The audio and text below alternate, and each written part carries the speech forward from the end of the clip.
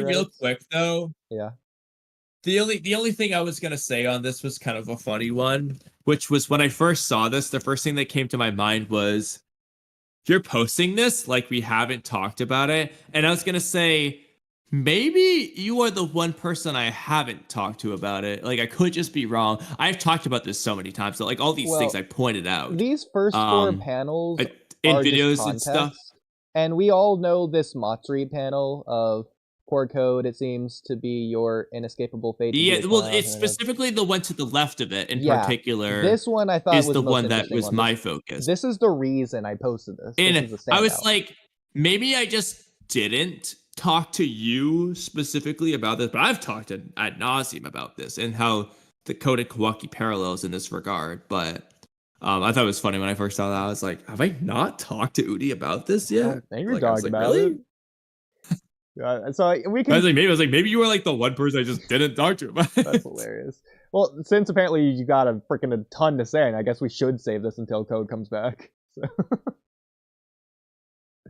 Would you agree well, though that this is like, I mean, this route character arc development backstory? there's absolutely, I mean, if otherwise it's just a drop plot point, and bad. But Yeah. no, there's absolutely should be something there because this is an Mhm. intentional comparison between Code and Kawaki here. And Yeah. he says this at a time when someone was leading Kawaki around by the nose, Amato. And I personally still cling to hope that Amato, or at least someone else, is still doing this to Code without Code knowing it. I would like Amato to be the best, where he's using both of them, and we get to see some sort of contrast between Code and Kawaki, however they want to do this narratively. But no, they absolutely better be doing something about this, and there better be some context behind Code saying this. Now, what's the problem here? Well, the problem is Ikimoto doesn't want to write philosophical villains with backstories. He wants to write irrational, crazy guys. So, is there a backstory to this? I don't know anymore. But at the very least, I want them to do something with it on like Amato's end. At least have someone use it. Yeah. Like they keep mentioning it. They've mentioned this multiple times that Kon and Kawaki are always, you know what? Momoshiki, just a chapter before, says the same thing to Kawaki, basically. They keep bringing it up, and then Matsu's saying it to Code, and so on. They better do something with this. Then again, the blue eyes, the famous world's worst red herring known to mankind, maybe they're going to do the same thing here. I don't trust this author. That's awful to say. I don't. Like, I don't trust Ikimoto. Yeah, even just like isolating aspects here. Ignore the fate aspect, ignore the leading you around by the nose aspect, even ignore the never free again rest of your life aspect. Code says, I know it well, in reference to acquiring power won't change anything. That's interesting for backstory lore shenanigans. Yeah. I want to delve into this that. whole panel is one of my arguably debate. It literally just might be my favorite line Code has ever said. Honestly, it was the line of all lines that got me the most interested in Code as a character. Wow. It did.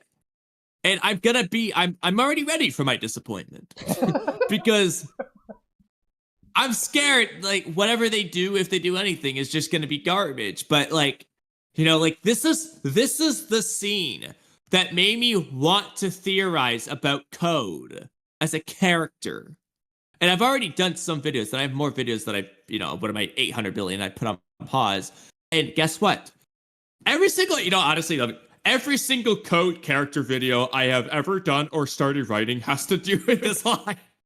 That's hilarious.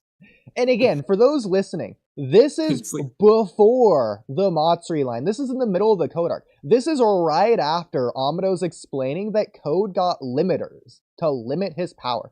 Acquiring power won't change anything. You'll still never be free for your entire life. That's freaking interesting. He's saying this to Kawaki, of all people, right after meeting Ada, falling in love. This is, again, before he's fought Damon.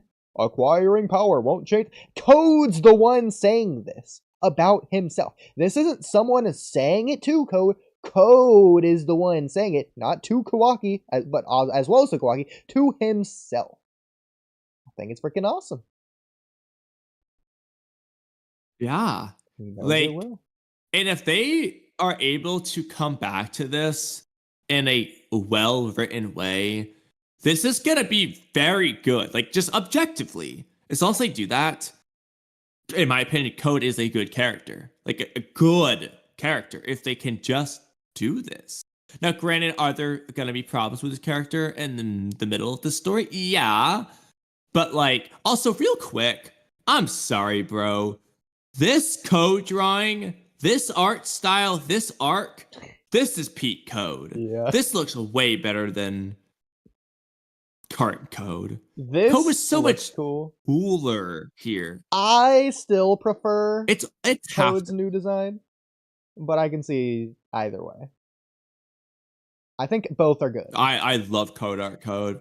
By far my favorite Code. I think in Code every Code's way, character-wise. are the best. Granted, hopefully they can surpass it later, but he's just peak Code for me. I think he has the best expressions, which is almost the point of these panels anyways. Not his character design, but his expressions. Well, he had the best everything. Like, he looked the coolest to me. He used his jutsu the best. He was the most badass. He had the most character. He was the most consistent character. He had the best expressions. He just felt like a character and not a goblin. I don't know what to call him. He was so much better. Listen, you say that. Long shot. Okay. And I can say